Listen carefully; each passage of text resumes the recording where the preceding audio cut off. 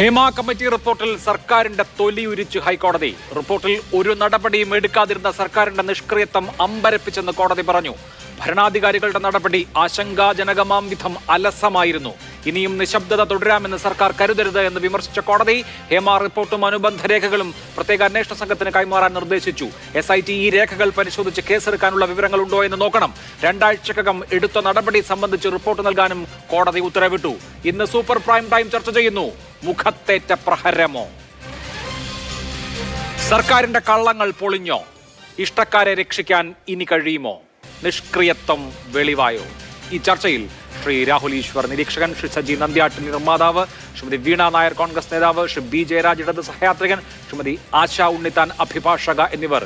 ആദ്യം ശ്രീ സജി നന്ദ്യാട്ട്, ഇതുവരെ സർക്കാർ എടുത്തിരുന്ന നിലപാട് ഈ റിപ്പോർട്ടിൽ നടപടികളൊന്നും സാധിക്കില്ല, ഒരു കോൺക്ലേവ് ചേർന്ന് ഇതുമായി ബന്ധപ്പെട്ട നയരൂപീകരണം നടത്താം എന്നുള്ളതായിരുന്നു. ഇന്ന് ഹൈക്കോടതി കുറ്റകരമായ കാര്യങ്ങൾ വെളിവായിട്ടുണ്ടോ എന്ന് പരിശോധിക്കാൻ SITയോട് നിർദ്ദേശിക്കുന്നു. ഈ റിപ്പോർട്ട് പൂർണ്ണരൂപത്തിൽ അതിന്റെ അനുബന്ധം സഹിതം SITക്ക് കൈമാറാൻ നിർദ്ദേശിക്കുന്നു. അതനുസരിച്ച് എടുത്ത നടപടി എന്ത് എന്ന് 2 ആഴ്ചക്കുള്ളിൽ അറിയിക്കണമെന്ന് ഉത്തരവിട്ടിരിക്കുന്നു. മലയാള സിനിമ വലിയ പ്രതിസന്ധിയിലായോ?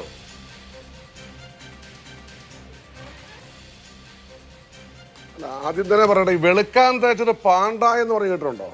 ഈ ദിലീപ് നടി ആക്രമിക്കപ്പെട്ടതിന് ശേഷം WCC ഹൈക്കോടതി കൊടുത്തു കേസ്. അതനുസരിച്ചാണല്ലോ ഈ ഹേമ കമ്മിറ്റി റിപ്പോർട്ട് തയ്യാറാക്കാൻ സർക്കാർ നിയോഗിച്ചത്. സർക്കാർ അതത്ര ആലോചിച്ചില്ല. സർക്കാർ ഓർത്തൊരു വിമൻ കളക്റ്റീവ് ഒരു വലിയ മൂവ്മെൻ്റ് ഉണ്ടാക്കിക്കൊണ്ട് തങ്ങൾ സ്ത്രീ സുരക്ഷയിൽ ഞങ്ങൾ വളരെ ഫ്രണ്ടിലാണെന്ന് കാണിക്കാനും, സ്ത്രീകൾ ഭൂരിപക്ഷം വരുന്ന സ്ത്രീകൾക്ക് വേണ്ടി നിൽക്കുന്ന സർക്കാരാണെന്ന് കാണിക്കാനും വേണ്ടി അവർ കാണിച്ച ഒരു വ്യഗ്രത എന്ന് വേണമെങ്കിൽ പറയാം. അത് പക്ഷേ നമുക്ക് വിമർശിക്കുകയും ചെയ്യാം, അനുകൂലിക്കുകയും, ചില കാര്യങ്ങൾ വിമർശിക്കുകയും ചെയ്യാം, ചില കാര്യങ്ങളിൽ നമുക്ക് അനുകൂലിക്കുകയും ചെയ്യാം. പക്ഷേ അത് ഇതുപോലെ കോടതിയിൽ നിന്ന് ഇറക്കി വിട്ട ഭൂതമാണെന്ന് അവർ ഒരിക്കലും ഓർത്തില്ല. അതിൻ്റെ സംഭവമാണ് ഇപ്പോൾ നടന്നുകൊണ്ടിരിക്കുന്നത്. കാരണം എന്താ, കമ്മീഷൻ അല്ല, ഇത് റിപ്പോർട്ടാണ്. റിപ്പോർട്ടാകുമ്പോൾ സ്വാഭാവികമായും ഇത് ആക്ഷൻ എടുക്കേണ്ട, ലീഗൽ ആക്ഷൻസ് ഒന്നും എടുക്കണമെങ്കിൽ തന്നെ അത് പോലീസിൽ പരാതി കൊടുത്ത് സാധാരണ രീതിയിൽ സാധാരണ ഒരു പൗരന് നമ്മൾ ചെയ്യുന്ന രീതിയിൽ തന്നെ ആ ഫോർമാലിറ്റി കവർ ചെയ്തുകൊണ്ട് കേസെടുപ്പിക്കുക എന്നുള്ളതാണ് സർക്കാർ ഉദ്ദേശിച്ചത്. പക്ഷേ ഇപ്പോൾ ഇത് ഹൈക്കോടതിയിലേക്ക് വരുന്ന വിവാദമായി, പത്രങ്ങൾ, സാമൂഹ്യപരമായുള്ള പ്രഷർ ഇതെല്ലാം ഹൈക്കോടതിയിലേക്ക് വയ്ക്കുന്നു. ഹൈക്കോടതി ഇന്ന് ഇടപെട്ടതനുസരിച്ച് ഇപ്പോൾ പുലിവാല് പിടിച്ചിരിക്കുക. വിടാനും മേല, വിടാതിരിക്കാനും പോലത്തെ അവസ്ഥയിലേക്ക് സർക്കാർ പോയി. സർക്കാർ ഗുണകരമായി തങ്ങൾക്ക് ഗുണകരമാകുമെന്ന് കരുതിയത് സർക്കാരിന്റെ ഇക്കാര്യത്തിൽ എന്താണ് ശ്രീ സജി നന്ദ്യാട്ട് പുലിവാല്? ഈ റിപ്പോർട്ടിൽ പറഞ്ഞിരിക്കുന്ന കാര്യങ്ങളും പ്ലസ് ഈ റിപ്പോർട്ടിൽ വന്നിരിക്കുന്ന മൊഴികളും അനക്ഷർ സഹിതമാണ്, അനുബന്ധങ്ങൾ സഹിതമാണ് SITക്ക് കൈമാറേണ്ടത്.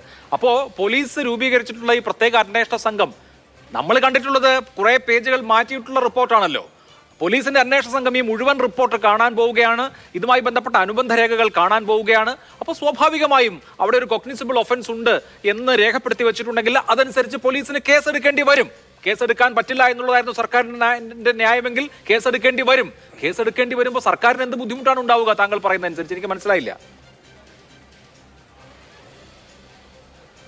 അല്ലല്ല, സർക്കാരിന് ബുദ്ധിമുട്ട് സർക്കാർ ഒരിക്കലും ഇത്രയും പ്രതീക്ഷിച്ചില്ല. ഇതിന് ഹേമ കമ്മിറ്റി റിപ്പോർട്ടായി ഇത് പര്യവസാനിക്കും, അതോടുകൂടി കാര്യങ്ങളൊക്കെ കഴിഞ്ഞു എന്നാണ് സർക്കാർ ഓർത്തിരുന്നത്. പക്ഷേ ഇപ്പോൾ ഇത് കയ്യിൽ നിന്ന് വിട്ടുപോയി. കാരണം ഞാൻ അതുകൊണ്ടാണ് പറയുന്നത്, പുലിവാല് പിടിച്ച പോലെയാണ്. ഇപ്പോൾ നമുക്ക് ഈ കാര്യത്തിലേക്ക് സർക്കാരിനെയാണ് കോടതി വിമർശിച്ചിരിക്കുന്നത്, അല്ലേ? എന്തുകൊണ്ട് 4.5 വർഷക്കാലം ഇതിൽ അടയിരുന്നു? ഈ പോക്സോ കേസ് പോലുള്ള കാര്യങ്ങൾ ഇതിലുണ്ടായിട്ട് എന്ത് ആക്ഷൻ എടുത്തു എന്ന് കോടതി ചോദിക്കുമ്പോൾ സർക്കാർ പിന്നെ വിമർശിച്ചിരിക്കുകയാണ്. വനിതകൾക്ക് വേണ്ടി, സ്ത്രീകൾക്ക് വേണ്ടി തങ്ങളാണ് ഫ്രണ്ടിൽ നിന്നത് എന്നൊരു ബോധ്യം വരുത്താൻ ശ്രമിച്ച സർക്കാരിന് ഇപ്പോൾ സംഭവിച്ചിരിക്കുന്നത് എന്താണ്? തിരിച്ചടിയാണ്, ബുമറാങ്ങാണ്. അതാ ഞാൻ പറഞ്ഞു വന്നത്. പിന്നെ സിനിമാ ലോകത്തെക്കുറിച്ച് അഭിലാഷ് പറഞ്ഞു.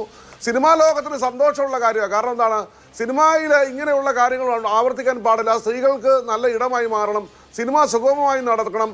സിനിമ പ്രൊഡ്യൂസർമാരോ ഡിസ്ട്രിബ്യൂട്ടർമാരോ തിയേറ്ററുകാർക്കൊക്കെ ഇവരെല്ലാം ആഗ്രഹിക്കുന്ന നല്ല നിലയിലൊരു ഇൻഡസ്ട്രി മുന്നോട്ട് കൊണ്ടുപോകണം. ഇങ്ങനെയുള്ള മോശപ്പെട്ട കാര്യങ്ങൾ ഈ ഇൻഡസ്ട്രി നടക്കുമ്പോൾ അത് ബാധിക്കുന്നത് ഇൻഡസ്ട്രിയാണ്, സാമ്പത്തികമായി ബാധിക്കുന്നത് പണം മുടക്കുന്നവരെയാണെന്നുള്ള ബോധ്യം ഞങ്ങൾക്കുണ്ട്. അതുകൊണ്ട് തന്നെ ഈ ഇൻഡസ്ട്രി മുന്നോട്ട് പോകുമ്പോൾ ഇവിടെ ഒരു ജാഗ്രത വന്നല്ലോ. ഇപ്പോൾ ഒരു ജാഗ്രതയായില്ല. എന്താണ് ജാഗ്രത?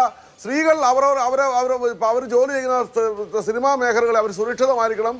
അവരെ ഏതെങ്കിലും തരത്തിൽ ഉപദ്രവിക്കാൻ ശ്രമിച്ചാൽ ചോദ്യം ചെയ്യപ്പെടും. ഇതിവിടെ ഒരു സമൂഹമുണ്ട്, ഇവിടെ പത്രമാധ്യമങ്ങളുണ്ട്, പോലീസുണ്ട്, ഗവൺമെന്റ് ഉണ്ടെന്നൊരു ബോധ്യത്തിലേക്ക് വന്നു. അവിടെ ഒരു കാര്യം കൂടെ പറയട്ടെ, അതോടൊപ്പം തന്നെ ഇതിൽ കള്ള നാണയങ്ങളും ഉണ്ട്. അവിടെയാണ് രണ്ടും കൂടെ പറയണം. കാരണം ചില കള്ള നാണയങ്ങൾ ഈ അവസരം മുതലെടുക്കാൻ വന്നിട്ടുണ്ട്. അവിടെ ഞങ്ങൾ ശക്തമായി വിമർശിക്കുകയാണ്. കള്ള നാണയം എന്ന് പറഞ്ഞാൽ മനസ്സിലായല്ലോ. നമ്മൾ പല കേസിൽ ഇപ്പോൾ നമ്മൾ കണ്ടു. ഹേമ കമ്മിറ്റി റിപ്പോർട്ടിൽ പരാതി കൊടുക്കാനും മൊഴി കൊടുക്കാനും പലരും ഇപ്പോൾ വന്ന് പറഞ്ഞത് ചില കേസുകൾ നമുക്ക് പ്രഥമദൃഷ്ടിയ നമുക്ക് മനസ്സിലായിട്ടുണ്ട് ഇത് ഒന്നാന്തരം ഉടായിപ്പായിരുന്നു അല്ലേ, നമുക്ക് മനസ്സിലായിട്ടില്ലേ? അപ്പൊ ഇത്തരത്തിലുള്ള നമുക്ക് ആവശ്യമാണ്. ഈ മേഖല ആരോപണ വിധേയരായ ആളുകൾ കൗണ്ടർ കേസ് കൊടുത്തിട്ടുണ്ടല്ലോ. അപ്പോൾ ഉടായിപ്പുമായി വരുന്ന ആളുകൾ ബ്ലാക്ക് മെയിലിങ്ങിനും മറ്റു തരത്തിലുള്ള കുറ്റങ്ങൾക്കും ശിക്ഷിക്കപ്പെടട്ടെ. അങ്ങനെയാണല്ലോ നീതി നടപ്പാക്കപ്പെടുക. അതെ, തീർച്ചയായും നിയമത്തിന്റെ വഴിക്ക് പോകണം. ഇത്ര കള്ള നാണയങ്ങൾ ഇവിടെ നല്ല നാണയത്തോടൊപ്പം പോകാൻ പാടില്ല. ഇവിടെ ഞങ്ങൾ ഒറ്റ കാര്യം ആഗ്രഹിക്കുന്നു, ഞങ്ങൾ എല്ലാവരും ഹാപ്പി ആകുന്ന ഒരു മേഖലയായി സിനിമാ മേഖല മാറണം. സന്തോഷത്തോടെ പ്രവർത്തിക്കുന്ന എല്ലാവർക്കും സന്തോഷമാണ്. അത് മാത്രമല്ല, പുതിയ തലമുറ അഭിലാഷ് മനസ്സിലാക്കണം, പുതിയ തലമുറയിൽപ്പെട്ട ഒരു സിനിമാ ലോകത്തേക്ക് വരുമ്പോൾ വളരെ അക്കാഡമിക് ബാക്ക്ഗ്രൗണ്ട് ഉള്ള പ്രൊഫൈലുള്ളവർ ആണുങ്ങൾ പെൺകുട്ടികളൊക്കെ വരുന്നുണ്ട്. അവർക്ക് നല്ല തറവാടിത്തത്തോടുകൂടി വരാനും നല്ല ആൾക്കാരോട് ഞങ്ങൾ സിനിമയിൽ വർക്ക് ചെയ്യുന്നു എന്ന അഭിമാനത്തോടെ പറയാനുള്ള മേഖലയായി ഇത് മാറണമെന്ന് ആഗ്രഹിക്കുന്നത്. ശരി, ഓക്കെ. ശ്രീ ബി ജയരാജ്, വെറും വിമർശനമല്ല, അതിരൂക്ഷമായ വിമർശനമാണ് ഹൈക്കോടതി സർക്കാരിന് മേൽ ഉന്നയിച്ചിരിക്കുന്നത്.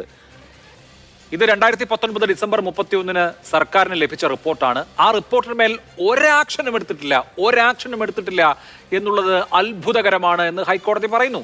DGPക്ക് 2021 ഫെബ്രുവരിയിൽ ഈ റിപ്പോർട്ട് കൈമാറിയതാണ്. അതിനുശേഷം ഒരു നടപടിയും ഉണ്ടായിട്ടില്ല എന്നുള്ളത് അമ്പരപ്പിക്കുന്നതാണ് എന്ന് ഹൈക്കോടതി പറയുന്നു.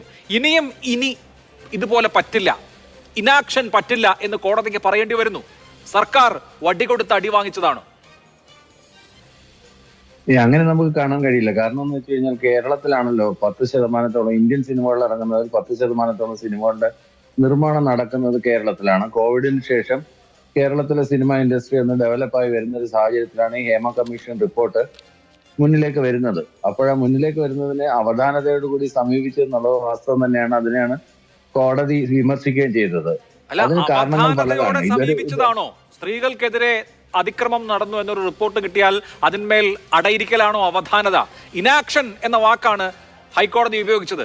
അതിനെ നിഷ്ക്രിയത്വം എന്ന് നമുക്ക് മലയാളീകരിക്കാം. നിഷ്ക്രിയത്വവും അവധാനതയും രണ്ടാണ്. അല്ല, നിഷ്ക്രിയത്വം എന്ന് പറയാൻ പറ്റില്ല. അതിനെ തുടർന്ന് ഒരുപാട് ചർച്ചകൾ നടന്നിട്ടുണ്ടാവണം. മന്ത്രിസഭാ തലത്തിലും മറ്റ് സ്റ്റേറ്റ് ലെവലിലൊക്കെ ഒരുപാട് ചർച്ചകൾ നടന്നിട്ടുണ്ടാവണം. അതിനുശേഷം we are going to open a can of bombs, we are going to open the Pandora's box എന്നുള്ള ഇത് വരുമ്പോഴത്തേക്കും ഒരു ഇൻഡസ്ട്രി തകർന്നടിയുമോ എന്നുള്ള ഒരു വിഷയം വരുന്നുണ്ട്. കാരണം ഇത് പ്രൈവറ്റ് പാർട്ണർഷിപ്പിലുള്ള ഒരു ഇൻഡസ്ട്രിയാണ്, വലിയ പ്രസ്റ്റീജിയസ് ആയിട്ടുള്ള ഒരു മേഖലയാണ് മലയാളം മൂവി ഇൻഡസ്ട്രി. അപ്പോൾ ഇത് ഈ കാസ്റ്റിംഗ് ഔട്ട് എന്ന് പറയുന്നത് ഞാൻ നിസ്സാരവൽക്കരിക്കുന്നതല്ല, ലോകം മുഴുവൻ നടക്കുന്ന ഒരു കാര്യമാണ്. ഹോളിവുഡ് തൊട്ട് ഇങ്ങോട്ടുള്ള എല്ലാ സ്ഥലങ്ങളിലും ഈ മീറ്റ് വിവാദങ്ങളും കാര്യങ്ങളും ഒക്കെ പൊട്ടിപ്പുറപ്പെട്ടിട്ടുണ്ട്. അപ്പൊ അതുപോലെ കേരളത്തിന് അത്രയും ഒരു പക്വത വന്നു, കേരള സമൂഹത്തിന് അതിന് ഉൾക്കൊള്ളാൻ ഒരു പക്വത വന്നു. കുറ്റക്കാരെ എല്ലാവരെയും ശിക്ഷിക്കുകയാണെന്നുണ്ടെങ്കിൽ. അല്ല ശ്രീ ബി ജയരാജ്, ഇവിടുത്തെ പ്രശ്നം എന്താണെന്ന് വെച്ച് കഴിഞ്ഞാൽ ഇതിപ്പോ ഇൻഡസ്ട്രി തകരുമോ, ഇൻഡസ്ട്രിക്ക് ശോഭകേട് വരുമോ, ഇതൊന്നും അല്ലല്ലോ സർക്കാരിന്റെ കൺസേൺ. സർക്കാരിന് മുമ്പിൽ ഒരു കൊഗ്നിസിബിൾ ഒഫൻസ് വെളിപ്പെട്ടാൽ അതിനുമേൽ നിയമ നടപടി എടുക്കുക എന്ന കാര്യമാണല്ലോ. DGPയുടെ മുമ്പിൽ ഈ റിപ്പോർട്ട് ഉണ്ടായിട്ട് കുറ്റകൃത്യങ്ങൾ വെളിപ്പെട്ടിട്ട് ഒന്നും ചെയ്തിട്ടില്ല, സർക്കാർ ഒന്നും ചെയ്തിട്ടില്ല. ആ ഒന്നും ചെയ്യായ്മയാണ് ഇന്ന് അതിരൂക്ഷമായ ഭാഷയിൽ ഹൈക്കോടതി വിമർശിച്ചിരിക്കുന്നത്. കേൾക്കുകയേ വഴിയുള്ളൂ. ഇപ്പോഴും സർക്കാരിന്റെ വഴി എന്തായാലും കുറച്ചുകൂടെ സുഗമമായി. കാരണം കോടതി നിർദ്ദേശത്തോടു കൂടി സമീപിക്കാം. കോടതി നിർദ്ദേശം വന്നു കഴിഞ്ഞാൽ പിന്നെ വേറെ ആരുടെ ആൻസറബിൾ അല്ലല്ലോ. കോടതി നിർദ്ദേശിച്ചിരിക്കുന്നു, അതുകൊണ്ട് അന്വേഷിക്കുന്നു. അതുകൊണ്ട് ഏത് വമ്പനാണെങ്കിലും ആർക്കെതിരെ മുഖം നോക്കാതെ നടപടി എടുക്കാന്നുള്ളൊരു സംവിധാനം കോടതി വഴി ബഹുമാനപ്പെട്ട കോടതി ഉണ്ടാക്കി തന്നിട്ടുണ്ട്. അതുകൊണ്ട് പിന്നെ ഇനിയിപ്പോ ഉരുണ്ട് കളിക്കാനും ആര് അവരെ സേവ് ചെയ്യണമെന്ന് വിചാരിച്ചാൽ പോലും പറ്റില്ല. കാരണം ആ രീതിയിൽ ശക്തമായ നിർദ്ദേശമാണ് വന്നത്, ശക്തമായ വാണിംഗ് ആണ് വന്നത്, ശക്തമായിട്ടുള്ള, ശരിക്കും പറഞ്ഞു കഴിഞ്ഞാൽ ആ വാക്ക് പറയുകയാണെങ്കിൽ തിരിച്ചടി തന്നെയാണെന്ന് വേണമെങ്കിൽ പറയാം. സർക്കാരിന് വളരെ നല്ലൊരു ഷോക്ക് ട്രീറ്റ്മെന്റ് ആണ് കോടതി കൊടുത്തിരിക്കുന്നത്. അത് നല്ലതാണെന്ന് ഞാൻ പറയൂ. അതിനെയൊന്നും ഞാൻ ഒരിക്കലും സ്ത്രീകൾക്കെതിരെ കുട്ടികൾക്കെതിരെ നടന്നിട്ടുള്ള അതിക്രമങ്ങൾ, അതുപോലെ പോക്സോ അടക്കമുള്ള കേസുകൾ ഇതൊന്നും മറച്ചു വെക്കുന്നതിനെ ഒന്നും പറഞ്ഞ് ന്യായീകരിക്കത്തില്ല. ഞാൻ ഒരിക്കലും അതിനെ ന്യായീകരിക്കുന്ന ഒരാളല്ല. പക്ഷെ എന്നാലും കേരളത്തിൽ ആദ്യമായിട്ട് ഒരു സിനിമ നയം ഉണ്ടാകാൻ പോകുന്നു. ഇതെല്ലാം പബ്ലിക് ഡൊമൈനിൽ വന്നു, ഇത് ചർച്ചയായി, കോടതി നിർദ്ദേശം വന്നു. SITയുടെ ഈ കാര്യത്തോട് കോടതി പ്രതികരിച്ചിരിക്കുന്നത് വളരെ കൃത്യമാണ്. കുറ്റകൃത്യം ഉണ്ടായാൽ അവിടെ നയമല്ല വേണ്ടത്, കുറ്റകൃത്യത്തിന് ശിക്ഷയാണ് വേണ്ടത്. ആ ഒരു സമീപനത്തിലേക്ക് കോടതി മാറുമ്പോൾ സർക്കാർ എന്തുകൊണ്ട് ഈ 5 കൊല്ലം വെറുതെ ഇരുന്നു എന്ന ഗൗരവപൂർണ്ണമായ ചോദ്യം അവർ അഡ്രസ് ചെയ്യേണ്ടി വരും. ശ്രീമതി ആശ ഉണ്ണിത്താൻ, ഇന്ന് കോടതി വളരെ വ്യക്തമായി തന്നെ ഈ റിപ്പോർട്ട് അതിന്റെ പൂർണ്ണ രൂപത്തിൽ അനക്ഷർ സഹിതം SIT പരിശോധിക്കട്ടെ, അവിടെ ഒഫൻസുകൾ ഉണ്ടോ എന്ന് വിലയിരുത്തട്ടെ, അതനുസരിച്ച് നടപടികളുമായി മുന്നോട്ട് പോകട്ടെ. എന്താണ് നടപടി എന്നുള്ളത് ആക്ഷൻ ടേക്കൺ റിപ്പോർട്ട് 2 ആഴ്ചക്കുള്ളിൽ സമർപ്പിക്കണമെന്ന് പറയുമ്പോൾ ഈ കാര്യത്തിൽ നമുക്കൊരു അന്തിമമായി എന്താണ് നടക്കാൻ പോകുന്നത് എന്ന് പറയാൻ കഴിയുമോ? വെളിപ്പെട്ട കുറ്റങ്ങളൊക്കെ അന്വേഷിക്കപ്പെടുകയാണ് എന്നെങ്കിലും നമുക്കൊരു നിഗമനത്തിലെത്താൻ കഴിയുമോ? അങ്ങനെ ആഗ്രഹിക്കാം.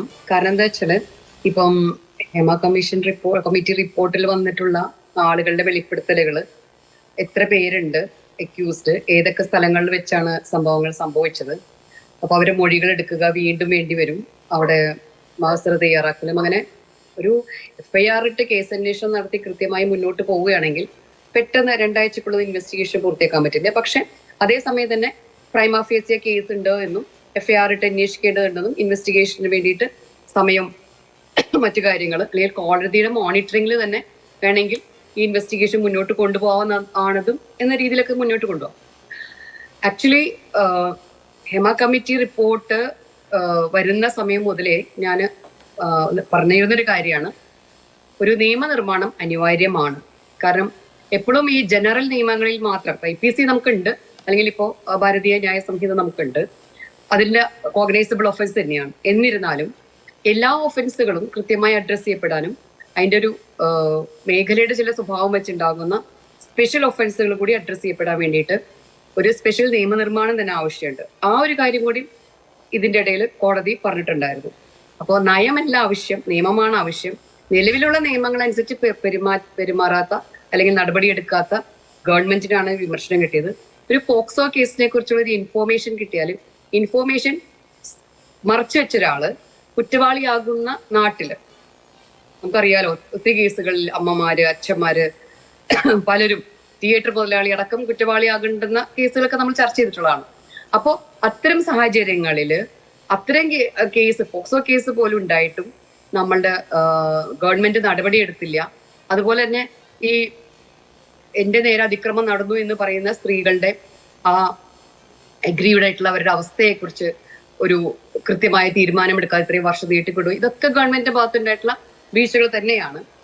പിന്നെ നേരത്തെ B ജയരാജ് അദ്ദേഹം പറയുണ്ടായിരുന്നു, നന്നായി ഇനി ആരുടെയും മുഖം നോക്കണ്ടെന്ന്. അപ്പൊ ഇത്രയും നാളും ഞങ്ങൾ ആരുടെയും മുഖം നോക്കുമായിരുന്നു, ഏതോ വമ്പന്മാരുടെ രക്ഷയ്ക്കോ സമാധാനത്തിനോ ഒക്കെ നിൽക്കുമായിരുന്നു എന്നൊരു ധ്വനി അങ്ങനെ വരരുത്. കാരണം നമ്മൾ ആഗ്രഹിക്കുന്നത് നമ്മുടെ ഗവൺമെന്റിന്റെ പ്രഥമമായ ഉത്തരവാദിത്തം നമ്മുടെ റൈറ്റ് ടു ലൈഫ് ആൻഡ് അതാണ്, റൈറ്റ് ടു ലൈഫ് ആൻഡ് പ്രോപ്പർട്ടിയാണ്. പ്രോപ്പർട്ടി മാത്രമൊന്നുമല്ല, റൈറ്റ് ടു ലൈഫിന്റെ കൂടെ നമ്മുടെ ഡിഗ്നിറ്റിയും കൂടിയുണ്ട്. അപ്പൊ ഈ 3 സംഗതികൾ, നമ്മുടെ ജീവിതം, നമ്മുടെ സ്വത്ത്, നമ്മുടെ യശസ്, ഇത് 3നെയും സംരക്ഷിക്കേണ്ട, റൈറ്റ് ടു ലൈഫിനെ സംരക്ഷിക്കേണ്ട ഒരു ഗവൺമെന്റ് ഇത് പല രീതിയിലും തകർക്കപ്പെട്ടിട്ടുള്ള ഇത്രയും വലിയൊരു ഇൻഡസ്ട്രിയിൽ, ഇത്രയും അധികം ആളുകൾ പ്രവർത്തിക്കുന്ന ഇൻഡസ്ട്രിയിൽ ഇത്രയും നിസ്സാരമായി അതിനെ കാണുകയും വലിച്ചു നീട്ടുകയും ഒരുപാട് പ്രക്ഷോഭങ്ങളും ഈ മേഖലയിലുള്ള ആളുകൾക്ക് സമരത്തിലൂടെ ഇറങ്ങി വരേണ്ടി വരിക എന്നൊക്കെ പറയുന്ന അവരനുഭവിക്കുന്ന മറ്റു പ്രശ്നങ്ങൾ, ഇതുമായി ഇത്രയും വർഷം വരെ നീക്കി നിർത്തപ്പെട്ടപ്പോൾ ഉണ്ടായിട്ടുള്ള ഒരു നഷ്ടങ്ങൾ, ആ നഷ്ടപരിഹാരങ്ങൾ ആര് കൊടുക്കും, ഇങ്ങനെ തുടങ്ങിയ വലിയ ചോദ്യങ്ങളുണ്ട്. ഈ സെക്ഷൽ ഹറാസ്മെന്റിന്റെ ഒപ്പം തന്നെ ഇവിടെ നടന്നിട്ടുള്ള മറ്റു പല ഹറാസ്മെന്റ്സ് ഉണ്ട്. അതെല്ലാം സ്വാഭാവികമായും ഈ റിപ്പോർട്ട് അതിന്റെ സമ്പൂർണ്ണ രൂപത്തിൽ പോലീസിൽ പോകുമ്പോൾ അന്വേഷിക്കപ്പെടുമെന്ന് വിചാരിക്കാം. ഞാൻ വരാം അങ്ങയിലേക്ക്. ശ്രീ രാഹുൽ ഈശ്വർ, ഈ വിഷയത്തിൽ, അതായത് ഹേമ കമ്മിറ്റി റിപ്പോർട്ട് സ്വീകരിച്ചതിന് ശേഷം പിണറായി വിജയൻ സർക്കാർ സ്വീകരിച്ച നടപടികളെ മുക്തകണ്ഠം പ്രശംസിച്ചിട്ടുള്ള ഒരാളാണ് താങ്കൾ. എന്റെ ചർച്ചയിൽ തന്നെ താങ്കളാണ് അവധാനതാപൂർണമാണ് ഈ സർക്കാർ റിപ്പോർട്ട് കൈകാര്യം ചെയ്തത് എന്ന് അഭിപ്രായപ്പെട്ടത്. കോടതിക്ക് അഭിപ്രായമില്ല എന്ന് മാത്രമല്ല, ഞെട്ടിക്കുന്നതാണ്, അമ്പരപ്പിക്കുന്നതാണ് സർക്കാരിന്റെ ഈ നടപടി എന്ന് കോടതി വിലയിരുത്തുകയാണ്. രൂക്ഷമായ ഭാഷയിൽ വിധിയിൽ എഴുതി വെക്കുകയാണ്. അപ്പോൾ കോടതി പറഞ്ഞ ഈ ബ്ലെയിം രാഹുൽ ഈശ്വറും കൂടി കുറച്ച് ഷെയർ ചെയ്യുമോ? ചെയ്യാം. ബഹുമാനപ്പെട്ട കോടതി പറയുന്ന സമീപനം നമ്മളെല്ലാം സ്വീകരിക്കാൻ ബാധ്യസ്ഥരാണ് നിയമപരമായിട്ട്. എന്നാൽ അഭിലാഷ് പറഞ്ഞ കാര്യങ്ങളെല്ലാം ശരിയാണ്. അഭിലാഷ് ഇനിയും ചൂണ്ടിക്കാട്ടാത്ത 2-3 കാര്യങ്ങളിലൂടെ ഹൈലൈറ്റ് ചെയ്യാം. ബഹുമാനപ്പെട്ട ഹൈക്കോടതിയുടെ വിധി എന്ന് തന്നെയാണ്, ഇതിൽ മാധ്യമ വിചാരണ പാടില്ല, അന്വേഷണവുമായി ബന്ധപ്പെട്ട് അന്വേഷണ ഉദ്യോഗസ്ഥർ മീഡിയ ബ്രീഫിംഗ് പാടില്ല, രഹസ്യാത്മകത സൂക്ഷിക്കണം, പരാതിക്കാരുടെയോ പ്രതികളുടെയോ വിവരങ്ങൾ പുറത്തുവിടരുത്. ഒന്നുകൂടെ പറയാം, പരാതിക്കാരുടെയോ പ്രതികളുടെയോ വിവരങ്ങൾ പുറത്തുവിടരുത്. മാധ്യമ വിചാരണ ശരിയല്ല. മൊഴി നൽകിയവർക്ക് പരാതി ഇല്ലെങ്കിൽ അന്വേഷണം വീണ്ടും അവസാനിപ്പിക്കാമല്ലോ. അടുത്തത് മാധ്യമങ്ങളുടെ നിയന്ത്രണം വേണമെന്ന് കോടതി അക്സെപ്റ്റ് ചെയ്യില്ല. സത്യം, മാധ്യമങ്ങളോട് സെൽഫ് മാധ്യമങ്ങൾ സ്വയം നിയന്ത്രിക്കണമെന്നേ പറഞ്ഞിട്ടുള്ളൂ. താങ്കൾ അങ്ങനെ പറയുമ്പോൾ ഇവിടെ ഒരു ഗാഗ് ഓർഡർ വേണമെന്ന് ആവശ്യപ്പെട്ടിരുന്നു, അത് കൊടുക്കാൻ കോടതി തയ്യാറായില്ല എന്നുള്ള കാര്യം, അതായത് മാധ്യമങ്ങളെ നിയന്ത്രിക്കാൻ കോടതി തയ്യാറായില്ല എന്ന കാര്യം പ്രത്യേകം പ്രത്യേകം എടുത്തു പറയേണ്ട കാര്യമാണ്. പക്ഷേ കോടതി പോലും മാധ്യമങ്ങൾക്ക് ആ സംയമനവും ആത്മനിയന്ത്രണവും വേണം എന്ന് ചൂണ്ടിക്കാണിച്ചു. ഇനി രണ്ട് ഏജ് പ്രധാനപ്പെട്ട ഒരു കാര്യം ചൂണ്ടിക്കാണിച്ചിട്ടുണ്ട് കോടതിയിൽ, ഹൈക്കോടതിയിൽ ചൂണ്ടിക്കാണിച്ചാണ് ചില ഹർജികൾ പ്രശസ്തിക്ക് വേണ്ടി മാത്രമുള്ളതാണ് എന്ന് ചൂണ്ടിക്കാണിക്കുകയുണ്ടായി. അടുത്ത തവണ ഈ ഹർജികളെല്ലാം വരുമ്പോൾ തിടുക്കപ്പെട്ട നടപടികൾ വേണ്ട. കോടതി വളരെ ബാലൻസ്ഡ് ആയ ഒരു വെർഡിക്റ്റാണ്. ശരിയാണ്, അഭിലാഷൊക്കെ പറയുന്ന വാദഗതിയോട് കൂടുതൽ ചേർന്ന് നിൽക്കുന്ന, നിങ്ങളുടെ നിലപാട് തറയോട് കൂടുതൽ ചേർന്ന് നിൽക്കുന്ന വിധി തന്നെയാണ്, അല്ലെന്ന് പറഞ്ഞിട്ട് കാര്യമില്ല. എന്നിരുന്നാൽ പോലും കോടതി ബാലൻസ്ഡ് ആയി സന്തുലിതമായ ഒരു വിധിയാണ് കൊണ്ടുവന്നത്. സന്തുലിതത്വം എന്ന് പറയുമ്പോൾ രാഹുൽ ഈശ്വർ, ഒന്ന് ഇപ്പോ ഈ ഇരയാക്കപ്പെട്ടവരുടെയും ആരോപണ വിധേയരുടെയും പ്രൈവസിയും മനുഷ്യാവകാശവും സംരക്ഷിക്കപ്പെടണം, ആരോപണ വിധേയരായവർക്കും മനുഷ്യാവകാശങ്ങൾ ഉണ്ട് എന്ന് കോടതി പറഞ്ഞിട്ടുണ്ട്. അത് ഞാനും അംഗീകരിക്കുന്നു. ഞാൻ അത് അംഗീകരിക്കുന്നു. അതിന്റെ അർത്ഥത്തിൽ ഏതെങ്കിലും മാധ്യമ നിയന്ത്രണം കൊണ്ടുവരാൻ ഹൈക്കോടതി തയ്യാറായിട്ടില്ല. മാധ്യമങ്ങൾ ഇക്കാര്യം ശ്രദ്ധിക്കണം, അവർ ശ്രദ്ധിക്കുമെന്നാണ് ഞങ്ങൾ വിചാരിക്കുന്നത്. അതൊരു തരത്തിലുള്ള കോടതിയുടെ പ്രതീക്ഷ പ്രകടിപ്പിക്കലാണ്. അതിനോട് മാധ്യമങ്ങൾ അനുകൂലമായ സമീപനം തന്നെ സ്വീകരിക്കണം എന്നുള്ളതാണ് എന്റെ അഭിപ്രായം. പക്ഷേ നോക്കൂ, ഈ ഉത്തരവിന്റെ ക്രക്സ് എന്താണ്? വളരെ വ്യക്തമായി കോടതി പറഞ്ഞിരിക്കുന്ന ചില കാര്യങ്ങൾ നോക്കൂ. We must observe that we are rather perplexed by the inaction of the state government. അപ്പോൾ സ്റ്റേറ്റ് ഗവൺമെന്റിന്റെ നിഷ്ക്രിയത്വം ഞങ്ങളെപ്പോലും ആശയക്കുഴപ്പത്തിലാക്കുന്നു, അമ്പരപ്പിക്കുന്നു എന്ന് കേരളത്തിന്റെ ഹൈക്കോടതി പറയുകയാണ്. താങ്കൾ മുക്തകണ്ഠം പ്രശംസിച്ച പിണറായി വിജയന്റെ സർക്കാരിനെ കുറിച്ച് in the instant case the conduct of the state executive has been alarmingly lethargic എന്നാണ്. ഈ നിങ്ങളുടെ ആലസ്യം അല്ലെങ്കിൽ ആക്ഷൻ എടുക്കാൻ കഴിയാതിരുന്ന അവസ്ഥ എന്ന് പറയുന്നത് അലാമിംഗ് ആണെന്ന് കേരളത്തിന്റെ ഹൈക്കോടതി പറയുകയാണ്. അതാണ് ഇതിലെ ഏറ്റവും വലിയ പ്രശ്നം. ഇല്ലെന്ന് പറയുന്നില്ല, അവിടെയാണ് ഒരു കാര്യം മാത്രം ബഹുമാനപ്പെട്ട ഹൈക്കോടതിയുടെ വാക്കുകളോട് ചേർത്ത് പറയാൻ പോലും എനിക്ക് യോഗ്യതയില്ല, അതുകൊണ്ട് ഞാൻ പറയുന്നില്ല. പക്ഷേ രണ്ട് കാര്യങ്ങൾ സൂചിപ്പിക്കാതെ പോകാൻ വയ്യ എന്നുള്ളതുകൊണ്ട് പറയുകയാണ്.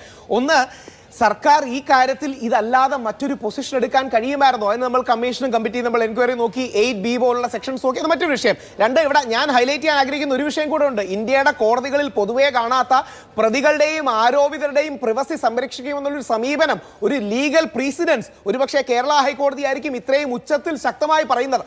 അത്തരം കാര്യങ്ങൾ ഹൈലൈറ്റ് ചെയ്യാതെ പോകരുത്. കാര്യം അതും ഒരു വശമാണ്. കാര്യം നിവിൻ പോളിയുടെ വ്യാജ കേസിൽ നമ്മൾ കണ്ടു, 2015 തുടങ്ങിയ ഹോട്ടലിൽ 2012 പീഡിപ്പിച്ചു എന്ന ശ്രീ രഞ്ജിത്തിനെതിരെയുള്ള വ്യാജ കേസിൽ കണ്ടു. അപ്പൊ ഇത്തരം കാര്യങ്ങളും കൂടെ മാധ്യമങ്ങളും കൂടി സന്തുലിതമായ, സംയമനമുള്ള, സമവായമുള്ള ഒരു സമീപനം സ്വീകരിക്കണമെന്ന് മറക്കരുത്. ബഹുമാനപ്പെട്ട ഹൈക്കോടതി ഇത്രയും രൂക്ഷമായി വിമർശിക്കുന്ന സത്യം പറഞ്ഞാൽ കരുതിയില്ല. കുറെ കൂടെ മറ്റൊരു സമീപനമാണ് എടുക്കുമെന്നാണ് ഞാൻ കരുതിയത്. പക്ഷേ ഹൈക്കോടതി ശരി, എന്തായാലും ഹൈക്കോടതിയുടെ രൂക്ഷമായ വാക്കുകളെ താങ്കൾ അംഗീകരിക്കുന്നല്ലോ. അംഗീകരിക്കാതെ സർക്കാരിനും തരമില്ല. ശ്രീമതി വീണ നായർ, ഇന്ന് ഹൈക്കോടതിയുടെ ഭാഗത്തുനിന്നുണ്ടായിട്ടുള്ള ഏറ്റവും പ്രധാനപ്പെട്ട കാര്യം എന്ന് പറയുന്നത്, ഹൈക്കോടതി ഈ മുഴുവൻ റിപ്പോർട്ടും, നമ്മളൊന്നും മുഴുവൻ റിപ്പോർട്ട് കണ്ടിട്ടില്ല, അതിന്റെ ചില ഭാഗങ്ങളെ കണ്ടിട്ടുള്ളൂ, മുഴുവൻ റിപ്പോർട്ടും അതിന്റെ കൂടെയുള്ള അനുബന്ധവും SITക്ക് കൈമാറാൻ തീരുമാനിച്ചിരിക്കുന്നു. അപ്പോൾ സംസ്ഥാന സർക്കാർ രൂപീകരിച്ചിരിക്കുന്ന ഉന്നത പോലീസ് ഉദ്യോഗസ്ഥരുടെ, അത് 2 പ്രധാനപ്പെട്ട വനിതാ IPS ഉദ്യോഗസ്ഥർ അംഗങ്ങളായിട്ടുള്ള ഈ ഉന്നതതല പോലീസ് സമിതി മുഴുവൻ റിപ്പോർട്ടും കാണുകയാണ്, അതിന്റെ അനുബന്ധം കാണുകയാണ്. ഈ അനുബന്ധത്തിന്റെ കൂട്ടത്തിൽ നടിമാരടക്കം നൽകിയിട്ടുള്ള മൊഴികൾ ഉണ്ടാകുമെന്ന് നമുക്ക് സ്വാഭാവികമായും പ്രതീക്ഷിക്കാം. അതിന്റെ അടിസ്ഥാനത്തിൽ കേസ് വരിക എന്നുള്ള സ്വാഭാവികമായ പരിണതി വീണ പ്രതീക്ഷിക്കുന്നുണ്ടോ?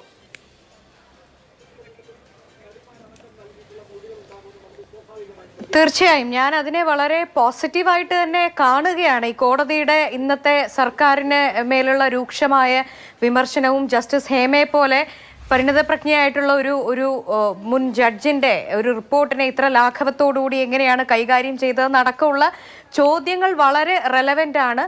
അതിനോടൊപ്പം തന്നെ നമുക്കറിയാം, ഈ government special investigation team constitute ചെയ്തത് ഹേമ കമ്മിറ്റി റിപ്പോർട്ട് വന്നതിന് ശേഷം ഉള്ള വെളിപ്പെടുത്തലുകളെ കുറിച്ച് കേസെടുക്കാനും അന്വേഷിക്കാനും ഒക്കെയാണ് എന്നുള്ളൊരു പരിമിതി അതിനുണ്ടായിരുന്നു.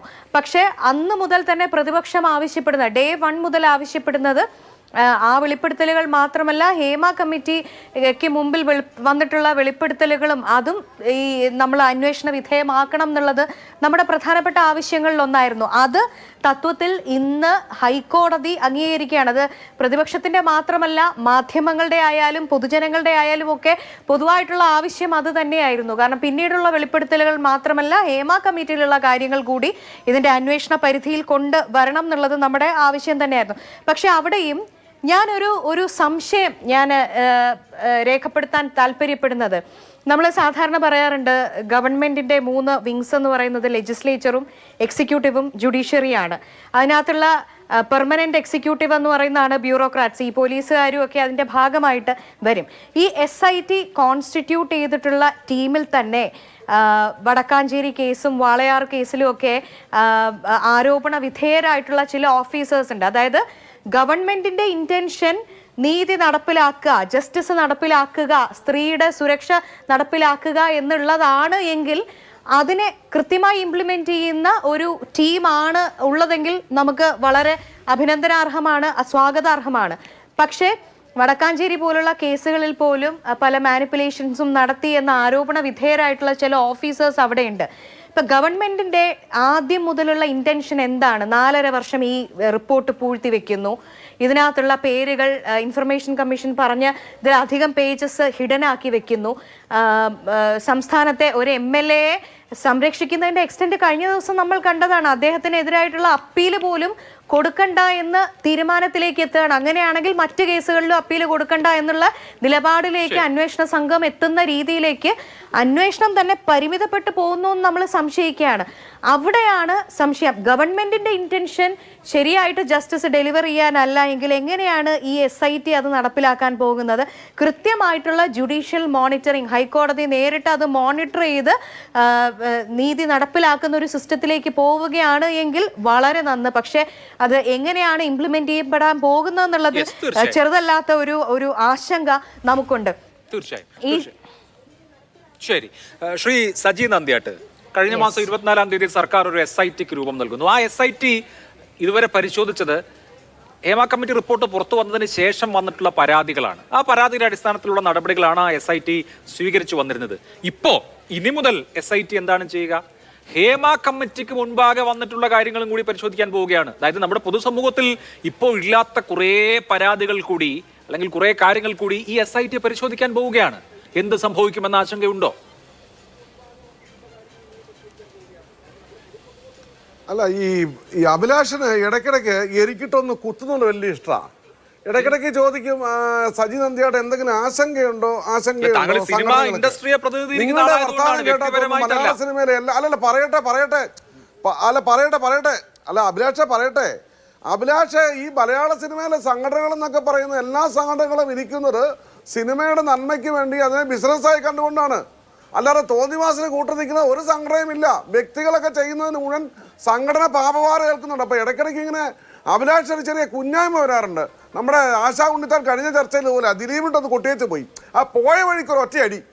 ഏതാ ചർച്ച വേറെയാ.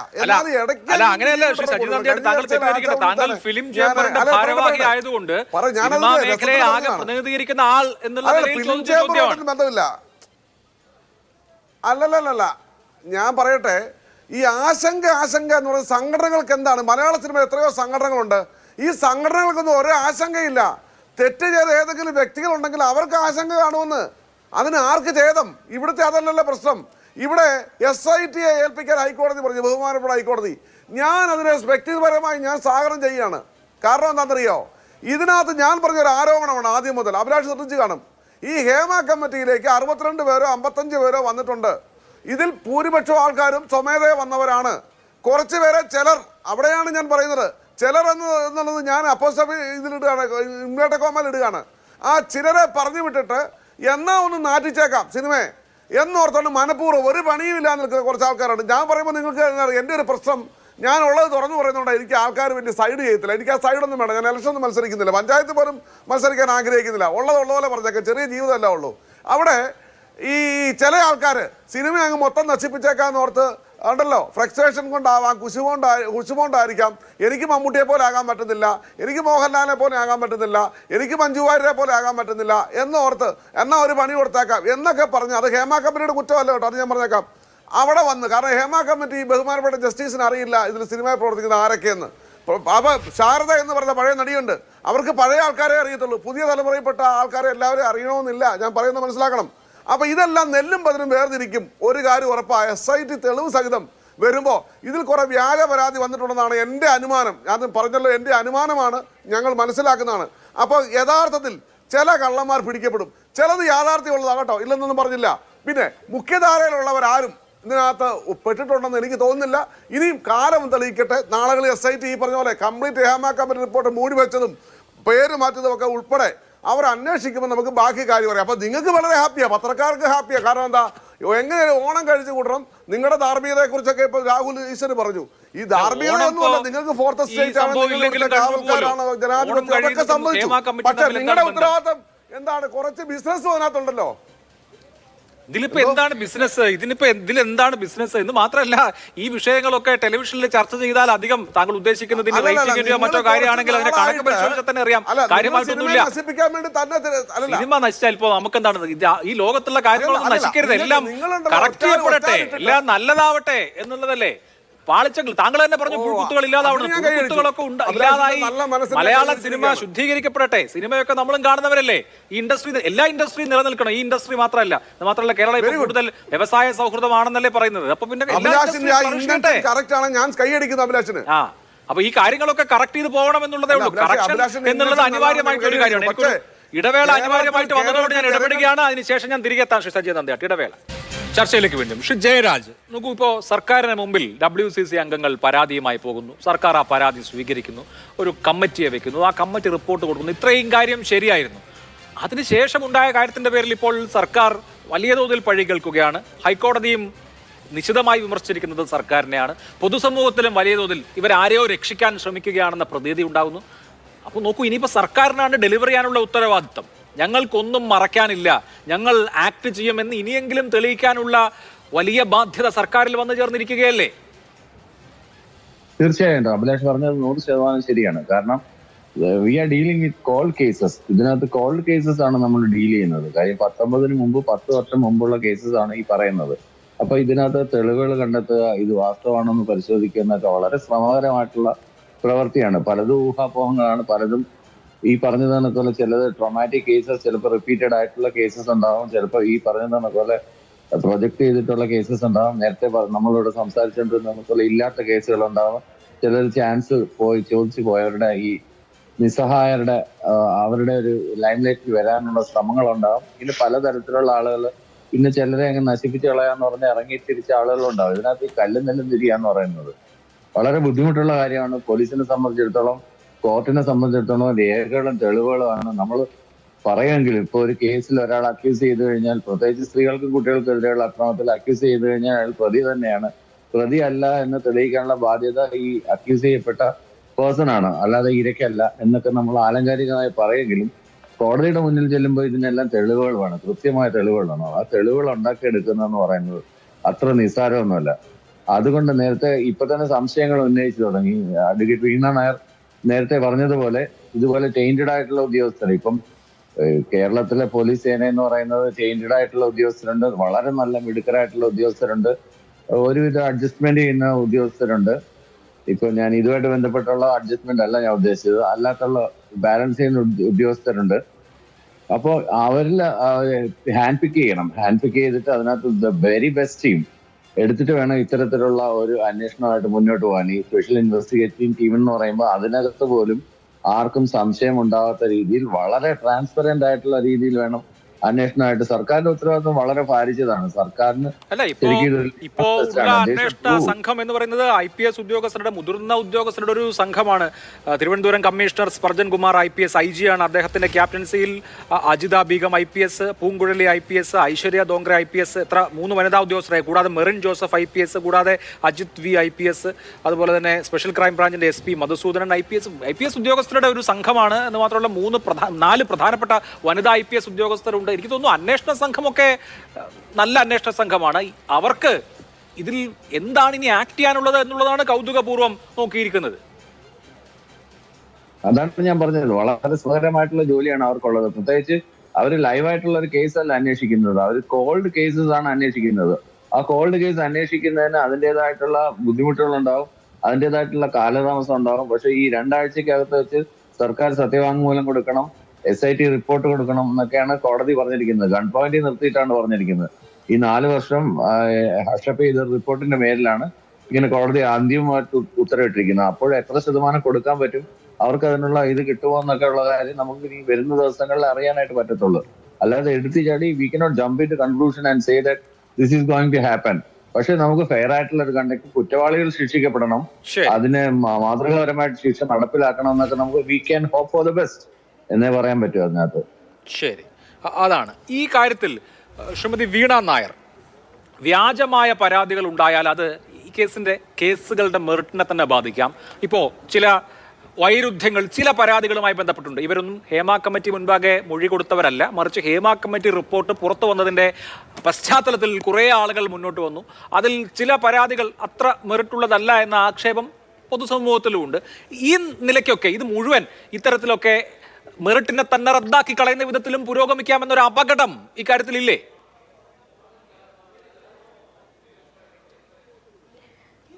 എനിക്ക് ഒരു മറുചോദ്യം ചോദിക്കാനുള്ളത്, നമ്മുടെ കോടതികളിൽ ഇപ്പോൾ ഒരുപാട് നിയമങ്ങളുമായിട്ട് ബന്ധപ്പെട്ടിട്ടുള്ള കേസുകൾ നടക്കുന്നുണ്ട്. അതിൽ തെഫ്റ്റ് ഉണ്ടാവാം, റോബറി ഉണ്ടാവാം, ബർഗ്ലറി ഉണ്ടാവാം, ഡൗറി ഹറാസ്മെൻറ്റുമായിട്ട് ബന്ധപ്പെട്ടിട്ടുള്ള കാര്യങ്ങൾ 498A കേസസ് ഉണ്ടാവാം, SC/ST അട്രോസിറ്റീസ് ആക്ടിനെ ബേസ് ചെയ്തിട്ടുള്ള കേസുകൾ ഉണ്ടാവാം. ഈ കേസുകൾ വരുമ്പോൾ തീർച്ചയായിട്ടും ഇതിനകത്ത് മെറിറ്റ് ഉള്ളതും ചിലപ്പോൾ വ്യാജ പരാതികളും ഒക്കെ ഉണ്ടാകും. അതുകൊണ്ട് ഇനി മുതൽ ഇങ്ങനെ വരുന്ന കേസുകൾ ഒന്ന് ഫയൽ ചെയ്തേക്കണ്ടെന്ന് കോടതി വിചാരിക്കുമോ, അല്ലെങ്കിൽ അത്തരം കേസുകളുടെ ഇൻവെസ്റ്റിഗേഷനുമായിട്ട് മുന്നോട്ട് പോകണ്ടെന്ന് പോലീസ് ഒഫീഷ്യൽസ് വിചാരിക്കുമോ? അങ്ങനെയാണോ നമ്മൾ അതിനെ വ്യാഖ്യാനിക്കേണ്ടത്?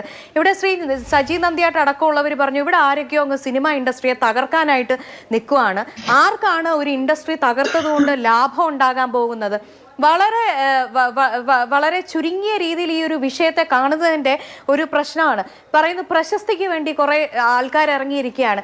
ഏതെങ്കിലും സ്ത്രീ പ്രശസ്തിക്ക് വേണ്ടി എന്നെ ഒരാൾ പീഡിപ്പിച്ചു, അല്ലെങ്കിൽ എന്നോട് അപമര്യാദയായി പെരുമാറി എന്ന് പറയുന്നു തോന്നുന്നുണ്ട്. അതും പ്രത്യേകിച്ച് കേരളം പോലുള്ള ഒരു ഹൈലി പാട്രിയാർക്കൽ ആയിട്ടുള്ള ഒരു സമൂഹത്തിലേക്ക് നമ്മളോട് ഒരാൾ മോശമായി പെരുമാറി എന്ന് പറഞ്ഞു കഴിഞ്ഞാൽ നമുക്ക് മോശമാണെന്ന് വിചാരിക്കുന്ന സ്ത്രീകളാണ് ഈ സമൂഹത്തിൽ 99%. ആ വലിയ ഒരു സ്റ്റിഗ്മയിൽ നിന്ന് പുറത്തേക്ക് വന്നിട്ടാണ് പല സ്ത്രീകളും അവരഭിമുഖീകരിക്കുന്ന പ്രശ്നങ്ങളെക്കുറിച്ച് പറഞ്ഞുകൊണ്ടിരിക്കുന്നത്. ഇവിടെ നമുക്ക് ആത്യന്തികമായിട്ട് വേണ്ട എന്താണ്? ഒരു റിഫോർമേഷനാണ്. വളരെ ആൻറ്റി സോഷ്യൽ ആയിട്ടുള്ള, ആൻറ്റി വിമൻ ആയിട്ടുള്ള, വളരെ പാട്രിയാർക്കൽ ഹെജിമണിയെ പുണരുന്ന, അൺജസ്റ്റ് ആയിട്ടുള്ള, നെപ്പോട്ടിസത്തിൽ അധിഷ്ഠിതമായിട്ട് പോകുന്ന ഒരു സർക്കാരാണ് ഈ സർക്കാർ എന്നുള്ള ബോധ്യത്തിൽ ഊന്നി നിന്നുകൊണ്ടാണ് പല സ്ത്രീകളും പുറത്ത് സംസാരിക്കാൻ തുടങ്ങുന്നത്. ഈ സ്ത്രീകൾ സംസാരിച്ച കാര്യങ്ങൾ നമ്മളൊക്കെ പല സ്ത്രീകൾക്കും വേണ്ടിയിട്ട് സംസാരിക്കുമ്പോൾ ഉണ്ടല്ലോ, നമ്മളെ പോലും വിളിച്ച് നിങ്ങൾ എന്തിനാ അങ്ങനെ സംസാരിച്ചത്, ഇന്ന ആൾ അങ്ങനെയല്ല. ഒരാൾ ഒരു സ്ത്രീയോട് നന്നായി പെരുമാറി എന്ന് പറഞ്ഞ് അയാൾ ഈ ലോകത്തെ സകല സ്ത്രീകളോടും മാന്യനായിട്ട് പെരുമാറുമെന്നുള്ള മൂഢധാരണയോ അബദ്ധധാരണയോ ഒന്നും ഉള്ളവരല്ല ഈ കേരളത്തിലെ ചർച്ചയ്ക്ക് പോകുന്ന സ്ത്രീകൾ. അതുകൊണ്ട് അത്തരം വാദമുഖങ്ങളുമായിട്ട് നമ്മളെ വിളിക്കുകയും നമ്മളെ കൈൻഡ് ഓഫ് ത്രെറ്റൻ ചെയ്യുകയും ഒക്കെ ചെയ്യുന്ന സംഭവങ്ങൾ ഈ ദിവസങ്ങളിൽ നടന്നുകൊണ്ടിരിക്കുകയാണ്. ഒരു സ്ത്രീയോട് ഒരാൾ മാന്യമായി പെരുമാറി എന്ന് പറഞ്ഞാൽ അയാൾ ലോകത്തിലുള്ള എല്ലാ സ്ത്രീകളോടും മാന്യനാണെന്നൊന്നും പറഞ്ഞ് നമ്മളെയൊക്കെ തിരുത്താൻ ആരെങ്കിലും ശ്രമിച്ചു കഴിഞ്ഞാൽ അവരോടൊന്നും എനിക്ക് ഉത്തരം പറയാനില്ല. ഇതാണ് ഒരു ഭാഗത്ത് വസ്തുത എന്ന് നിലനിൽക്കെ ഈ സ്ത്രീകൾ മുന്നോട്ട് വരുന്ന തീർച്ചയായിട്ടും താങ്കൾ പറയുമ്പോൾ നിവിൻ പോളിയുടെ കേസ് തെറ്റായിട്ടുള്ള ആരോപണങ്ങളുമായിട്ട് സ്ത്രീകൾ വരുന്നുണ്ടെങ്കിൽ അത് കൃത്യമായിട്ട് നോട്ട് ചെയ്യപ്പെടണം, അത് തിരുത്തപ്പെടണം. അങ്ങനെ ഫോൾസ് ആയിട്ടുള്ള അലിഗേഷൻസുമായിട്ട് വന്നു കഴിഞ്ഞാൽ അവർ അതിന് വില കൊടുക്കേണ്ടി വരും എന്നുള്ള കൃത്യമായ കാര്യങ്ങൾ ഉണ്ടാവണം. പക്ഷേ ഒരു ഭാഗത്ത് നമ്മൾ അത് പറയുമ്പോഴും ഓർക്കണം, പല കേസസും 20, 25, 30 വർഷം മുമ്പ് നടന്നിട്ടുള്ള കാര്യങ്ങളാണ് ഓരോരുത്തരും തുറന്നു പറയുന്നത്. അവർക്കത് പ്രൂവ് ചെയ്യാനുള്ള എവിഡൻസോ കാര്യങ്ങളോ ഒക്കെ കൃത്യമായി ഉണ്ടാകണം എന്നില്ല. ഇതിൻ്റെയൊക്കെ പരിമിതികളുണ്ട്. പക്ഷെ നമ്മൾ പറയുന്നത്, നമ്മൾ ഈ ഹേമ കമ്മിറ്റി റിപ്പോർട്ടിലുള്ള പേരുകൾ പുറത്തു വരണം എന്ന് ആവശ്യപ്പെടുന്ന എന്തുകൊണ്ടാണ്? ആ പേരുകൾ പുറത്തു വന്നു കഴിഞ്ഞാൽ 1, 2, 3 പേര് വന്നു കഴിയുമ്പോൾ നാളെ മുതൽ ഞാൻ ഇന്ന് ചെയ്യുന്ന ഒരു വൃത്തികേടിന് 35 വർഷം കഴിഞ്ഞാലും എൻ്റെ പേര് ഒരുപക്ഷെ സമൂഹത്തിൽ ചർച്ചാ വിഷയമായി മാറും. നാളെ എൻ്റെ കുടുംബത്തിനൊപ്പം ഞാൻ ഇരിക്കുമ്പോൾ എന്നെക്കുറിച്ചുള്ള വാർത്തകൾ ചിലപ്പോൾ ടെലിവിഷനിൽ ചർച്ചയായിട്ട് ഞാൻ കാണേണ്ടി വരും എന്നുള്ള ഒരു ഭയപ്പാട്, ഒരു ബോധം ഉണ്ടല്ലോ. ഒരു മനുഷ്യനെ ഇവിടുത്തെ ലോ ആൻഡ് ഓർഡർ സിസ്റ്റത്തിൽ എത്ര പ്രൊവിഷൻസ് സ്ത്രീകളെ സേഫ് ഗാർഡ് ചെയ്യാനായിട്ടുണ്ട്. എന്നിട്ടും ഇവിടെ റേപ്പ് നടക്കുന്നില്ലേ, ബ്രൂട്ടൽ അറ്റാക്സ് നടക്കുന്നില്ലേ? ശ്രീ സജി നന്ദ്യാട്ടിനോട് ഏറെ വിനയപൂർവ്വം എനിക്കൊരു കാര്യം പറയില്ല. അദ്ദേഹം പറഞ്ഞു പ്രോമിനൻ്റ് ആയിട്ടുള്ള നടിമാരാരും മുന്നോട്ട് വന്ന കാര്യങ്ങൾ പറയുന്നില്ല എന്ന്. കാരണം എന്തുകൊണ്ടാണെന്ന് അറിയാമോ? അവർക്കൊക്കെ ഇനിയും സിനിമ വേണം, അവർക്കൊക്കെ ഇനിയും പവർ ഗ്രൂപ്പുകളുമായിട്ട് ചേർന്ന് നിന്നു കഴിഞ്ഞാൽ മാത്രമേ ഒരുപക്ഷെ സിനിമയുമായിട്ട് മുന്നോട്ട് പോകാൻ പറ്റുള്ളൂ. യെസ്റ്റർ ഇയേഴ്സിലെ സൗമ്യ എന്ന് പറയുന്ന വളരെ പ്രശസ്തയായിട്ടുള്ള ഒരു നായിക അവരെ തമിഴിലെ ഒരു സംവിധായകൻ സെക്സ് സ്ലേവ് ആയിട്ട് വെച്ചിരുന്നതിനെ കുറിച്ചും അവരനുഭവിച്ചിട്ടുള്ള ടോർച്ചറിനെ കുറിച്ചും മലയാളം ഇൻഡസ്ട്രിയിൽ നിന്ന് അവർക്കുണ്ടായിട്ടുള്ള ചില തിക്ത അനുഭവങ്ങൾ, ഒരു സെക്ഷൽ അട്രോസിറ്റി അല്ലെങ്കിൽ പോലും എന്താ പറയേണ്ടത്, മാനുഷിക പരിഗണന ഇല്ലാത്ത ചില അനുഭവങ്ങളിലൂടെ അവർക്ക് പോകേണ്ടി വന്നതിനെയൊക്കെ കുറിച്ച് പറഞ്ഞത് നിങ്ങൾക്ക് സർഫ് ചെയ്ത് കഴിഞ്ഞാൽ ഗൂഗിളിൽ തന്നെ അവൈലബിൾ ആണ്. സിനിമയെ ഇനി മുതൽ ഒരു ബ്രെഡ് ആൻഡ് ബട്ടർ അല്ല എന്ന് വിചാരിക്കുന്നവർക്ക് ധൈര്യമായിട്ട് വന്ന് പറയാനുള്ള സാഹചര്യമുണ്ട്. മറ്റു പല ആളുകൾക്കും മറ്റു പലതരത്തിലുള്ള തടസ്സങ്ങളുണ്ട്. ശരിയാണ്, സംഭവിച്ചത് അതല്ലേ? തീർച്ചയായും. ഓക്കെ, ഞാൻ വരാം. അപ്പോ ശ്രീ രാഹുൽ ഈശ്വർ, നോക്കൂ, ഈ കോടതി ഉത്തരവിന്റെ 6ാമത്തെ പാരഗ്രാഫ് തുടങ്ങുന്നത് തന്നെ ഇങ്ങനെയാണ്: silence and inaction not being options available to the state government any more. ഈ പറഞ്ഞ നിശബ്ദതയും ഇനാക്ഷനും ഇനി സർക്കാരിന് അവൈലബിൾ ആയിരിക്കില്ല any more. Enough is enough എന്ന് കോടതി സർക്കാരിനോട് പറയുമ്പോഴെങ്കിലും സർക്കാർ ആക്ട് ചെയ്യണ്ടേ? ഇപ്പോൾ SIT ഒക്കെ രൂപീകരിച്ചു, യാതൊരു തടസ്സവും ഇല്ലാതെ കൃത്യമായി കേരളത്തിലെ സമൂഹത്തിന് ബോധ്യമാകുന്ന വിധം, പ്രത്യേകിച്ച് സ്ത്രീ സമൂഹത്തിന് ബോധ്യമാകുന്ന വിധം ആക്ട് ചെയ്യാനുള്ള ബാധ്യത ഭരണകൂടത്തിനില്ലേ? അല്ല, ഇപ്പൊ കോടതിയുടെ തന്നെ സമക്ഷമല്ലേ, കോടതിയിൽ എന്താണ് നിലപാട്, ഇനിയും കോടതി എന്താണ് സമീപനം എടുക്കുന്നത് തീരുമാനിക്കട്ടെ. പക്ഷേ 2-3 കാര്യങ്ങൾ സൂചിപ്പിക്കാതെ വയ്യ. എനിക്ക് വലിയ ഇഷ്ടവും ബഹുമാനവും ഉള്ള ആളാണ് ശ്രീമതി വീണ.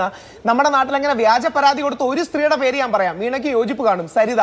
നമ്മുടെ ഉമ്മൻചാണ്ടി സാറിനെ അടക്കം യാതൊരു ദയവുമില്ലാതെ കോൺഗ്രസിന്റെ എല്ലാ പ്രമുഖ നേതാക്കളെ കുറിച്ചും കള്ളം പറഞ്ഞു.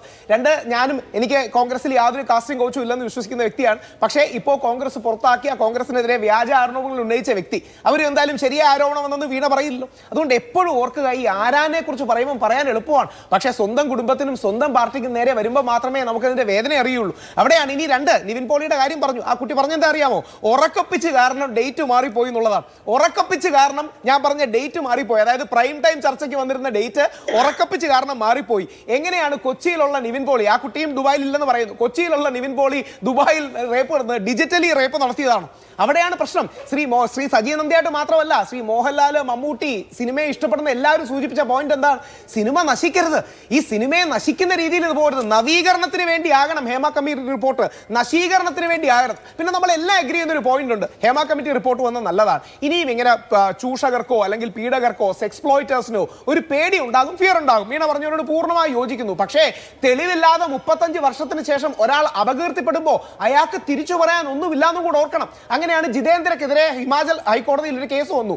48 വർഷങ്ങൾക്ക് മുമ്പ് ഇയാൾ എന്നോട് മീറ്റു ചെയ്തു എന്ന് പറഞ്ഞാൽ കോടതി പറഞ്ഞത് ഇത് ഇൻഹെറന്റ്ലി അബ്സർഡ് എന്നാണ്. അത് സത്യമാണെന്ന് നമ്മൾ എങ്ങനെ തെളിയിക്കും? അല്ലെങ്കിൽ എങ്ങനെ തെളിയിക്കാതിരിക്കും? 48 വർഷം മുമ്പ് ഒരാൾ എന്നെ മീറ്റു ചെയ്തു എന്ന് പറഞ്ഞ് ഒരു പെൺകുട്ടി ജിതേന്ദ്രക്കെതിരെ കേസ് കൊടുക്കുന്നു. ആ പെൺകുട്ടിക്ക് തെളിയിക്കാൻ കഴിയുമോ? ജിതേന്ദ്രക്ക് അങ്ങനെ അല്ലെന്ന് തെളിയിക്കാൻ കഴിയുമോ? അപ്പൊ ഇതൊരു നെയിം ആൻഡ് ഷെയിം സ്ട്രാറ്റജിയായി മാറുന്നത് കൊണ്ടാണ് മീറ്റുവിന്റെ പോലും ക്രെഡിബിലിറ്റി ബാധിച്ചത്. നിങ്ങൾ സ്ത്രീകൾ ഒരു വരി കൂടെ പറഞ്ഞു, അതുകൊണ്ട് സഫറിംഗ് എൻഡിൽ സ്ത്രീകൾ ശ്രീ രാഹുൽ ഈശ്വർ നേരെ തിരിച്ച് പുരുഷൻ എന്ത് ചെയ്യണം? വ്യാജ ആരോപണങ്ങൾ വന്നാൽ അയാൾക്ക് കുടുംബം കാണും, കുട്ടികൾ കാണും, അയാളുടെ മോള് കല്യാണം കഴിക്കാൻ നിൽക്കുമായിരിക്കും. ശ്രീ രാഹുൽ ഈശ്വർ, താങ്കളും ഒരു ഭർത്താവാണ്, ഒരു മകനാണ്. ഒരു സ്ത്രീ അത്തരം ട്രോമയിലൂടെ കടന്നു പോയി കഴിഞ്ഞാൽ അവരുടെ ജീവിതത്തിൽ പിന്നീട് അവർ ജീവിക്കുന്ന ഓരോ നിമിഷവും അവർ മരിച്ചു ജീവിക്കുന്നതിന് തുല്യമാണ്.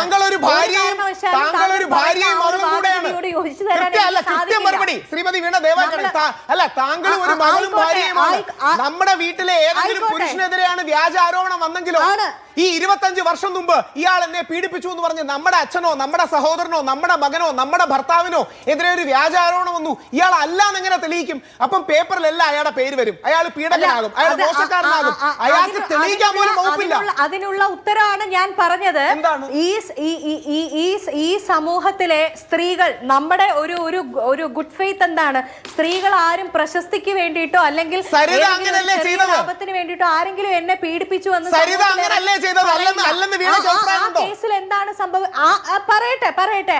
I will tell the answer. ആ ഇഷ്യൂ വന്നു കഴിഞ്ഞപ്പോ കേരളത്തിന്റെ അന്നത്തെ മുഖ്യമന്ത്രി ഏത് സ്റ്റാൻഡാണ് എടുത്തത്? യോജിക്കുന്നുണ്ടോ? സരിത കൊടുത്ത കള്ളപ്പരാതിയാണോ? ഇരുന്ന് പ്രിയങ്ക ഗാന്ധിയോടൊക്കെ ആത്മബന്ധമുള്ള വ്യക്തിയാണല്ലോ വീണ. പ്രിയങ്ക ഗാന്ധിയോട് ആത്മബന്ധമുള്ള വ്യക്തിയാണല്ലോ. ഉമ്മൻചാണ്ടി സാറിനെതിരെയുള്ള വ്യാജ പരാതിയാണെന്നെങ്കിലും ഈ വേദി പറയുമോ?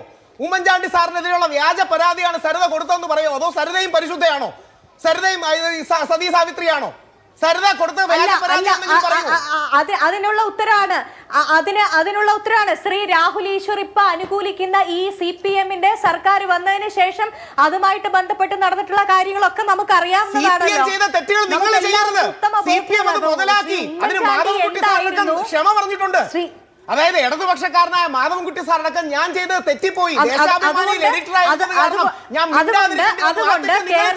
അതുകൊണ്ട് കേരളത്തിൽ ആരെങ്കിലും മോശമായി പെരുമാറി എന്ന് പറഞ്ഞു വരുന്ന സ്ത്രീകൾ പറയുന്നത് എല്ലാം തെറ്റാണെന്ന് അടച്ച് സമ്മതിക്കണോ? അങ്ങനെയാണോ സാധാരണ ആഗ്രഹിക്കുന്നത്? അത് പറയാൻ കോൺഗ്രസ് സാധിക്കില്ല. സ്ത്രീകൾക്കൊപ്പം നിൽക്കാനേ കോൺഗ്രസിന് സാധിക്കുള്ളൂ. സ്ത്രീകളുടെ മനസാക്ഷിക്കൊപ്പം നിൽക്കാനേ കോൺഗ്രസിന് സാധിക്കുകയുള്ളൂ. ഒരു വരി മാത്രം, നിങ്ങൾ സ്ത്രീയോടും പുരുഷനോടും ഒപ്പമല്ല, സത്യത്തോടൊപ്പം നിൽക്കണം. സത്യം കോടതി തെളിഞ്ഞു കഴിഞ്ഞാൽ സ്ത്രീയോടൊപ്പമല്ല പുരുഷനോടൊപ്പമല്ല സത്യത്തോടൊപ്പമാണ് നമ്മൾ നിൽക്കേണ്ടത്. ശരി, ഓക്കെ. അഡ്വക്കേറ്റ് ആശ ഉണ്ണിത്താൻ ഇന്നിപ്പോ അല്ല സത്യത്തോടൊപ്പം നമുക്ക് നിൽക്കാം, പക്ഷെ സത്യം കണ്ടെത്തണമല്ലോ. ആ യാത്രയിൽ സ്ത്രീയോടൊപ്പം തീർച്ചയായിട്ടും നമ്മൾ നിൽക്കും. സത്യം കണ്ടെത്താനുള്ള യാത്രയിൽ സ്ത്രീയോടൊപ്പം നമ്മൾ നിൽക്കും. ശരി, ഓക്കെ. അഡ്വക്കേറ്റ് ആശ ഉണ്ണിത്താൻ ഇന്ന് ഹൈക്കോടതിയുടെ ഉത്തരവിൽ ശ്രദ്ധേയമായിട്ടുള്ള ഒരു ഭാഗം, ഇവിടെ അതിജീവിതമാരായിട്ടുള്ള ആളുകളുടെ അല്ലെങ്കിൽ പരാതി കൊടുത്തിട്ടുള്ള ആളുകളുടെ പ്രൈവസി മാത്രമല്ല, കുറ്റാരോപിതരായിട്ടുള്ള ആളുകളുടെ പ്രൈവസിയും സംരക്ഷിക്കപ്പെടണം. അവരുടെ ഫണ്ടമെന്റൽ റൈറ്റ്സിനെ കുറിച്ച് കൂടി കോടതി ഓർമ്മിപ്പിക്കുന്നുണ്ട്. ഉദ്യോഗസ്ഥർ മീഡിയ ബ്രീഫിംഗ് നടത്തരുത് എന്ന് പറയുന്നുണ്ട്. ഒപ്പം വിവരങ്ങൾ അന്വേഷണ പുരോഗതി അറിയിക്കാം, പക്ഷെ ആരുടെയും പേര് വിവരം പുറത്തു പോകരുത് എന്നൊരു കോഷൻ ഇക്കാര്യത്തിൽ SIT-യെ കോടതി ഓർമ്മിപ്പിക്കുന്നുണ്ട്. അതെന്തിനായിരിക്കും?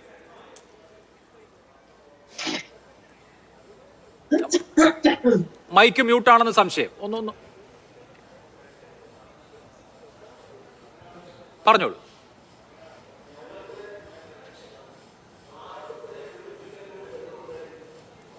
കേൾക്കുന്നില്ല.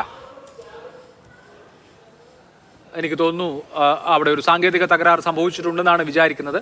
ഞാൻ മടങ്ങിയെത്താം. അഡ്വക്കേറ്റ് ആശ ഉണ്ണിത്താന്റെ അക്കാര്യത്തിലെ പ്രതികരണം വാലിഡാണ്. അവര് സാങ്കേതികമായ പ്രശ്നം പരിഹരിച്ചതിന് ശേഷം അതിലേക്ക് വരും. ബി ജയരാജ്, ഇവിടെ ഇപ്പോൾ സർക്കാരിനെ സംബന്ധിച്ച് സ്ത്രീ സമൂഹത്തെ നല്ല നിലയിൽ അഡ്രസ്സ് ചെയ്യുന്ന സർക്കാർ എന്നൊക്കെയുള്ള പ്രതീതി ഒന്നാം പിണറായി സർക്കാരിനെ സംബന്ധിച്ചുണ്ടായിരുന്നു. പല വിഷയങ്ങളിലും സർക്കാരിന് ഒരുപാട് ക്ലെയിംസ് ഉണ്ടായിരുന്നു. പക്ഷെ രണ്ടാം പിണറായി സർക്കാരിൽ ഇങ്ങനെ ഈ വിഷയം വരുന്നു. മറ്റ് പല വിഷയങ്ങൾക്കും സ്വാഭാവികമായും ഇതേ ഗതി എന്ന ആരോപണം വരും. ചില കേസുകളൊക്കെ ഇവിടെ ചൂണ്ടിക്കാണിച്ചല്ലോ. അപ്പോൾ സമൂഹത്തോട് ഉത്തരം പറയേണ്ട ഒരു സർക്കാർ ഞങ്ങൾ പറഞ്ഞത് നടപ്പാക്കിയിട്ടുണ്ട്, ഞങ്ങളുടെ വാഗ്ദാനങ്ങൾ അല്ലെങ്കിൽ ഞങ്ങളുടെ അവകാശവാദങ്ങൾ ഞങ്ങൾ ഫുൾഫിൽ ചെയ്തിട്ടുണ്ട് എന്ന് എന്തായാലും അടുത്ത തെരഞ്ഞെടുപ്പിന് പോകുമ്പോഴെങ്കിലും ജനങ്ങളെ ബോധിപ്പിക്കേണ്ടി വരുമല്ലോ. ഇനി 1.5 വർഷം കഴിഞ്ഞാൽ ഒരു തെരഞ്ഞെടുപ്പാണ്. ഈ നെഗറ്റിവിറ്റിയുടെ അന്തരീക്ഷം സർക്കാരിന് മറികടക്കേണ്ടതുണ്ട്. ഇപ്പൊ സിനിമാക്കാരായ ആളുകളുടെ ആരുടെയൊക്കെ പേര് ഇതിനകത്ത് പറഞ്ഞിട്ടുണ്ടോ എന്ന് എനിക്കറിയില്ല. അങ്ങനെ ആരുടെ പേര് പറഞ്ഞാലും അവരെ ആരെങ്കിലും സംരക്ഷിക്കേണ്ട എന്തെങ്കിലും ഉത്തരവാദിത്വം സർക്കാരിനുണ്ടോ? അങ്ങനെ ആരെയും സംരക്ഷിക്കേണ്ട ഉത്തരവാദിത്വമൊന്നും സർക്കാരിനല്ല. പക്ഷെ ആദ്യമായിട്ട് ഒരു ഇന്റേണൽ കംപ്ലൈന്റ് കമ്മിറ്റി ICC നടപ്പിലാക്കിയ ഒരു സർക്കാരാണ് ഇതെന്നുള്ള കാര്യം നമ്മൾ മറക്കരുത്. അതുപോലെ WCC ആയിട്ട് ബന്ധപ്പെട്ട് അവരുടെ വിഷയങ്ങൾ മുഴുവൻ കേൾക്കുക, മുഴുവൻ സിനിമാ സംഘടനകളുമായിട്ട് ചർച്ച നടത്തുകയും സിനിമയ്ക്ക് വേണ്ടിയിട്ടൊരു നിയമം, സിനിമയ്ക്ക് വേണ്ടിയിട്ടൊരു നയരൂപീകരണം, അങ്ങനെയൊക്കെയുള്ള ഒരുപാട് ഇന്ത്യയിൽ ഒരു സംസ്ഥാനത്തും ചെയ്തിട്ടില്ല ഇത്തരം കാര്യങ്ങൾ എന്നുള്ള കാര്യം കൂടെ നമ്മൾ മനസ്സിലാക്കണം. അങ്ങനെ ഒരു നല്ലൊരു പ്രോഗ്രസീവ് ആയിട്ടുള്ള സ്റ്റെപ്പ് എടുത്തുകൊണ്ടാണ് സർക്കാർ മുന്നോട്ട് പോകുന്നത്. ഈ കാലഘട്ടത്തിൽ എവിടെയും താങ്കൾ പറയുന്ന പോലെ ഒരു കാര്യം സിനിമയ്ക്ക് വേണ്ടിയിട്ടുള്ള എന്ത് നയരൂപീകരണമാണ് നടന്നിട്ടുള്ളത്? 2019 ഈ റിപ്പോർട്ട് കൊടുത്തത്. ഇനി ഒരു കോൺക്ലേവ് ചേർന്ന് നയം രൂപീകരിക്കുമെന്ന് പറയുകയാണ് ഇത് പുറത്തു വന്നതിന് ശേഷം. അതല്ലാതെ ഈ കഴിഞ്ഞ 5 കൊല്ലത്തിനിടയ്ക്ക് ഒരു നയവും രൂപീകരിച്ചിട്ടില്ല. പിന്നെ സിനിമാ സെറ്റിൽ സർക്കാർ ഒന്നും ചെയ്തിട്ടില്ല. സർക്കാരിന് അത് എന്തെങ്കിലും ചെയ്യാൻ കഴിയുന്ന കാര്യങ്ങളാണ് ഞാൻ പറഞ്ഞത്. ICC രൂപീകരണം എവിടെയാണ് ഇന്റേണൽ കംപ്ലൈൻസ് കമ്മിറ്റി? അതൊക്കെ ചില സിനിമകളുടെ സെറ്റുകളിൽ അതിനൊരു തൊഴിൽ യൂണിറ്റ് എന്ന് കണ്ട് രൂപീകരിച്ചിട്ടുണ്ട്. അതല്ലാതെ എല്ലാ സിനിമകളിലും IC എന്നുള്ളത് മാൻഡേറ്ററി ആയി നടപ്പാക്കപ്പെട്ടിട്ടുണ്ടോ? ഇവിടെ എല്ലാ സിനിമകളിലും IC ഉണ്ട്. കാരണം എന്ന് വെച്ച് കഴിഞ്ഞാൽ ഇപ്പൊ സർക്കാരിന് എവിടെയൊക്കെയാണ് സിനിമ നടക്കുന്നതെന്നുള്ള ഇപ്പൊ കേരളത്തിനെ സംബന്ധിച്ചിടത്തോളം സെൻസർ ബോർഡിന്റെ സർട്ടിഫിക്കറ്റ് എടുത്താൽ മാത്രമേ ഏതൊക്കെ സിനിമകൾ ഉണ്ടാവുന്നതെന്ന് തന്നെ അറിയാൻ പറ്റത്തുള്ളൂ. എവിടെയൊക്കെയാണ് ഷൂട്ടിംഗ് നടക്കുന്നതെന്ന് അറിയാൻ പറ്റത്തുള്ളൂ. അപ്പൊ സർക്കാരിന്റെ ഇടപെടൽ എന്ന് പറയുന്നത് ഒരു പ്രൈവറ്റ് സംരംഭം ആയതുകൊണ്ട് വളരെ തുച്ഛമാണ്. എവിടെയൊക്കെയാണ് ഷൂട്ടിംഗ് നടക്കുന്നത് പോലെ ഏത് കാട്ടിലാണ് ഏത് മേട്ടിലാണ് നടക്കുന്നതെന്നൊന്നും അറിയാൻ പറ്റില്ല. ഈ ഒരു വർഷം ഇറങ്ങുന്ന സിനിമകളുടെ ലിസ്റ്റ് തന്നെ നമ്മൾക്ക് ചോദിക്കണമെന്ന് സെൻസർ ബോർഡിന്റെ അടുത്ത് ചോദിച്ചിട്ട് വേണം അതിന്റെ ലിസ്റ്റ് എടുക്കാനായിട്ട്. അല്ലെ ടാക്സിന്റെ കാര്യങ്ങൾ കളക്ട് ചെയ്യുമ്പോഴാണ് നമ്മൾ കൃത്യമായിട്ട് അറിയുന്നത് അത്തരം കണക്കുകൾ പോലും. അത്തരം വളരെ ഇതായിട്ട് നടക്കുന്ന ഒരു സാധനമാണ് സിനിമാ നിർമ്മാണം എന്ന് പറയുന്നത്. അപ്പൊ എല്ലാ സെറ്റുകളിലും ഒരു IC ഉണ്ടാകെ ഇരിക്കുക എന്ന് പറയുന്നത് നിർബന്ധമായിട്ട് ആ ഒരു നിർദ്ദേശം വെച്ചത് സർക്കാർ തന്നെയാണ് നടപ്പിലാക്കിയതിന്റെ ഭാഗമായിട്ട്. പക്ഷെ പല IC-കളിലും സ്ത്രീകൾക്ക് വരെ പുരുഷന്മാർ മെമ്പറായിട്ടിരിക്കുന്ന കണ്ടിട്ടുണ്ട്. അത് പലപ്പോഴും വിസിറ്റ് ചെയ്തപ്പോൾ സാധാരണ നിലയിൽ 10 പേരിൽ കൂടുതലുള്ള ഒരു തൊഴിലിടത്ത് ഉണ്ടാകേണ്ട ഇന്റേണൽ കംപ്ലൈൻസ് കമ്മിറ്റി എങ്ങനെയാണോ അതുപോലെ എല്ലാ സിനിമയിലും ഉണ്ട് എന്ന് ഞാൻ വിചാരിക്കുന്നില്ല. ചില സിനിമകളിൽ ഉണ്ട്, അതിന്റെ പ്രൊഡ്യൂസർമാരും മറ്റുമൊക്കെ അത് പറഞ്ഞിട്ടുണ്ട്. ശ്രീ സജി നന്ദിയേട്ട, താങ്കൾക്ക് എന്തോ പറയാനുണ്ട്, പറഞ്ഞോളൂ. അല്ല, എനിക്ക് ഒത്തിരി പറയാനുണ്ടായിരുന്നു. കാരണം നമ്മളിപ്പോൾ ജയരാജ് പറഞ്ഞത് അദ്ദേഹത്തോട് ഞാൻ സ്നേഹത്തോടെ വിയോജിക്കട്ടെ. ഒരു സെൻസറി ചെയ്യുന്ന സ്ഥലത്തു നിന്നല്ല നമ്മൾ സിനിമയുടെ സിനിമ ഷൂട്ട് ചെയ്ത് കഴിഞ്ഞ് ഫസ്റ്റ് പ്രിൻ്റ് ആകുമ്പോഴാണ് സെൻസറിങ് കേട്ടോ. അപ്പോൾ അതുകൊണ്ട് വർക്ക് പ്ലേസ് എന്ന് പറയുന്നതും സെൻസറിങ് തമ്മിൽ രണ്ടാണ്. സ്നേഹത്തോടെ ഞാൻ അദ്ദേഹത്തെ തിരുത്തട്ടെ. പിന്നെ അടുത്തത് പ്രശസ്തിക്ക് വേണ്ടി എന്ന് ഞാൻ ഇവിടെ പറഞ്ഞിട്ടില്ല. വീണ നായർ ക്ഷമിക്കണം, ഞാനത് എൻ്റെ വായിൽ ഞാൻ പറയാത്ത ദൈവത്തെ ഓർത്ത് തിരുകരുത്. പിന്നെ എനിക്കെപ്പോഴും പറയാനുള്ളൊരു കാര്യമുണ്ട്, നമ്മൾ ഈ സ്ത്രീകളൊക്കെ ഏതെങ്കിലും തരത്തിലുള്ള ഒരു മോശത്തരം ഉണ്ടായാൽ അവരപ്പോൾ തന്നെ അത് പറയുകയാണെങ്കിൽ മാത്രമേ നമുക്ക് അവർക്ക് നീതി വാങ്ങിക്കൊടുക്കാൻ പറ്റത്തുള്ളൂ. കാരണം എന്താണ്, ഇപ്പോൾ നമുക്ക് എല്ലാവർക്കും അറിയാം കാലതാമസം നേരിട്ട തെളിവ് കൊടുക്കാൻ പറ്റിയല്ലോ. ഇപ്പോൾ നമ്മൾ ഈ കേസെല്ലാം പറഞ്ഞല്ലോ.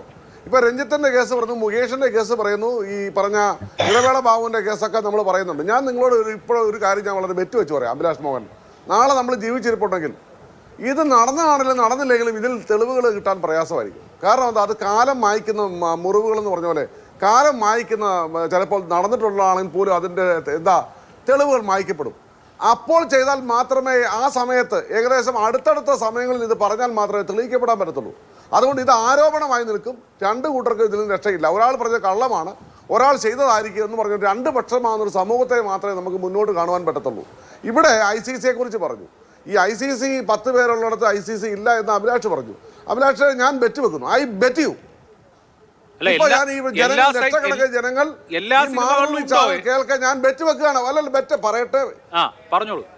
അത് ഞാൻ അതാ പറഞ്ഞേ, കണ്ട ആളവിടെ നിൽക്കി കേട്ട ഞാൻ പറയാം. അഭിലാഷ്, നിങ്ങളുടെ കുഴപ്പം നിങ്ങളുടെ മേഖലയല്ല, എങ്കിലും ഞാൻ പറയട്ടെ, ഒന്ന് കേൾക്കുക.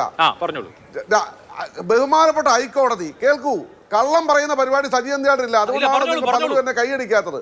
ഞാൻ കള്ളം പറയില്ല, പിന്നീടാണല്ലോ ഞാൻ പറഞ്ഞ കാര്യങ്ങൾ സത്യമാണെന്ന്. കള്ളം പറഞ്ഞ പരിപാടി എനിക്കില്ല, കൈയടിക്ക് വേണ്ടി ഞാൻ സംസാരിക്കാറുമില്ല. ഇവിടെ ICC എന്ന് പറയുന്ന സംഭവം എന്നാ വന്നത്? WCC ഹൈക്കോടതിയെ സമീപിക്കുന്നു. എന്താ സമീപിച്ചത്? ഞങ്ങൾക്ക് ഇവിടെ ഇന്റേണൽ കമ്മിറ്റി വേണം. അപ്പോൾ ഹൈക്കോടതി ആരെയാണ് അത് ഏൽപ്പിക്കുന്നത്? കേൾക്കൂ, സത്യസന്ധമായി പറയുന്നത്. പലരും പല ചാനലിലും തെറ്റിദ്ധാരണകൾ പരത്തുന്നു, അതല്ല സത്യം. ഹൈക്കോടതി ആരോട് പറയുന്നു? വനിതാ കമ്മീഷനോട് പറയുന്നു. വനിതാ കമ്മീഷൻ ആരോട് പറയുന്നു? മലയാള സിനിമയുടെ അപ്പെക്സ് ബോഡിയായ ഫിലിം ചേംബറോട് പറയുന്നു. ഫിലിം ചേംബർ എന്ത് ചെയ്യുന്നു? എല്ലാ പ്രൊഡ്യൂസർമാരോടും പ്രോജക്റ്റ് സൈൻ ചെയ്ത് നോക്കുന്ന സമയത്ത് ICC രൂപീകരിച്ചത് ഉറപ്പുവരുത്തുകയും ICCക്ക് വേണ്ടി WCC, ഫെഫ്ക, അമ്മ, മാറ്റ, producer association, distributor association, film chamber, അങ്ങനെ 7 സംഘടന. ഫിലിം ചേംബറിന്റെ അണ്ടറിൽ 7 സംഘടനയിൽ 3 മെമ്പർമാർ. ശ്രദ്ധിക്കൂ, 7 × 3 21 മെമ്പർമാർ അടങ്ങുന്ന ഒരു കമ്മിറ്റി, മോണിറ്ററിംഗ് കമ്മിറ്റി ഫിലിം ചേംബറിൽ പ്രവർത്തിക്കുന്നുണ്ട്. കഴിഞ്ഞ 3 വർഷമായി പ്രവർത്തിക്കുന്നുണ്ട്. സത്യസന്ധമായി പറയുന്നു, മിനിറ്റ്സ് ഉൾപ്പെടെ ഹാജരാക്കാൻ തയ്യാറാണ്. അവിടെ ചെയ്യുമ്പോൾ പ്രൊഡ്യൂസർമാരോട് പറയും, വർക്ക് പ്ലേസിൽ ഇത് പ്രദർശിപ്പിക്കണം, സ്ത്രീകൾക്ക് എവിടെയെങ്കിലും പ്രശ്നങ്ങളുണ്ടെങ്കിൽ അപ്പോൾ അറിയിക്കണം. അത് പോലീസിൽ പറയേണ്ടതാണെങ്കിൽ പോലീസിനെ അറിയിക്കണം. സെക്സ്വൽ ഹറാസ്മെന്റ് ഞങ്ങൾക്ക് കൈകാര്യം ചെയ്യാൻ പറ്റില്ല. സാമ്പത്തിക തർക്കമോ മറ്റു കാര്യങ്ങളോ ഞങ്ങൾക്ക് ചെയ്യാൻ പറ്റില്ല. അഭിലാഷ്, നമ്മൾ ഇങ്ങനെ കാര്യങ്ങൾ ചെയ്ത് 3 വർഷമായി പോരുന്നു, ഒരു പരാതിയും ലഭിച്ചിട്ടില്ല. അപ്പം പലരും ചോദിക്കുന്നത് പരാതി പറയാൻ പേടിയാണെന്ന്. അപ്പം പിന്നെ ഇവിടെ എന്തിനു പരാതി പറയുന്നു? ഞങ്ങളുടെ അടുത്ത് പരാതി പറഞ്ഞിട്ട് ഞങ്ങൾ ആക്ഷൻ എടുത്തില്ലെങ്കിൽ നിങ്ങൾക്ക്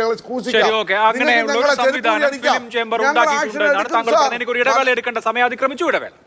ചർച്ച അവസാനത്തെ മിനിറ്റിലാണ്. അഡ്വക്കേറ്റ് രാജ, ഞാൻ നേരത്തെ ചോദിച്ച ചോദ്യം, ഈ ആരോപിതരുടെയും ഫണ്ടമെന്റൽ റൈറ്റ്സ്, അവരുടെ പ്രൈവസി സംരക്ഷിക്കണമെന്ന് കോടതി പറഞ്ഞിട്ടുണ്ട്. അത് സവിശേഷമാണോ? എന്താണ് അക്കാര്യത്തിൽ തോന്നുന്നത്?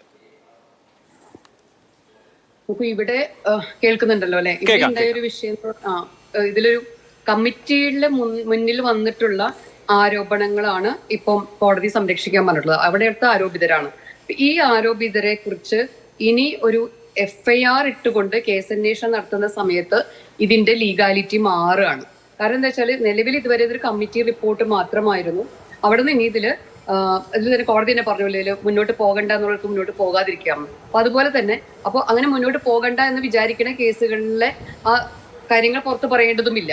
അപ്പൊ അതുകൊണ്ടാണ് കോടതി അതൊരു വലിയ രീതിയിൽ തന്നെ, അതായത് ഇത്രയും വലിയൊരു ഇൻഡസ്ട്രി ആണെന്നും മറ്റു കാര്യങ്ങളൊക്കെ മനസ്സിലാക്കിക്കൊണ്ട് തന്നെ ഇതിനെ കൃത്യമായി ആരാണോ മുന്നോട്ട് കൊണ്ടുപോകാൻ ആഗ്രഹിക്കാത്തത് അവരുടെയും കൂടി റൈറ്റ് പ്രൊട്ടക്ട് ചെയ്യേണ്ടതുണ്ട്. അപ്പോൾ അതുകൊണ്ട് തന്നെയാണ് എല്ലാ അക്യൂസ്ഡിന്റെ പേരും പറയേണ്ട കാര്യമില്ല എന്ന രീതിയിലേക്ക് വരുന്നത്. ഇവിടെ ഈ കമ്മിറ്റിയിലെ അക്യൂസ്ഡേയും കമ്മിറ്റി റിപ്പോർട്ടിനകത്ത് വന്നിട്ടുള്ള അക്യൂസ്ഡ് ആയിട്ടുള്ള ആളുകളുടെയും സർവൈവേഴ്സിന്റെയും പേര് മാത്രമാണ് പറയാതിരിക്കുന്നത്. അതിന് പുറത്ത് കേസായി കഴിഞ്ഞാൽ അത് അങ്ങനെ ആയിരിക്കില്ല, വ്യക്തമാണ് അതിന്റെ ലീഗാലിറ്റി വേറെയാവും. അതാണ്. ഓക്കെ, വളരെ നന്ദി. എന്റെ എല്ലാ പാനലിസ്റ്റുകൾക്കും നന്ദി. സൂപ്പർ പ്രൈം ടൈം അവസാനിക്കുകയാണ്. നമസ്കാരം.